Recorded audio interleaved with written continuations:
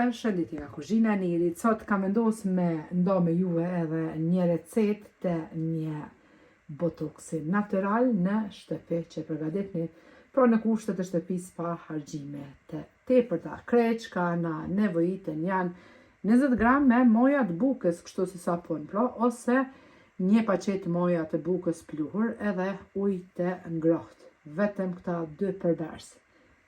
E morim bismillah moja të bukës edhe e troshitim kështu me duar. Mundini edhe ma pak pra, por kur të qetni kështu ma shumë, e lyni edhe qafën, për atë arsye ma shumë. Nëse doni veç fytyrën, mundini edhe ma pak, 10 gram shambull. Tash e morim pak ujë të ngrohtë. Edhe e përzina mojën e bukës derisa të bëhet kështu si post, si kur krem. Pas e kemi përzi mojën e bukës me ujë të ngrohtë, e shefni kështu kremoze. E merrni një brush që e përdorni pra për kozmetik, për fytyrën, edhe e lyni fytyrën gjithaont edhe qafën pra, përveç syve normal ajo po dihet, krejt fytyrën edhe qafën e lyni.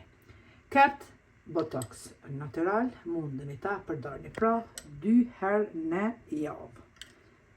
E lyni fytyrën, e mbani rreth 25 deri 30 minuta pra në fytyrë, mandej e pastroni fytyrën me ujë të ngrohtë dhe përdorni kremin e juaj që përdorni ditur.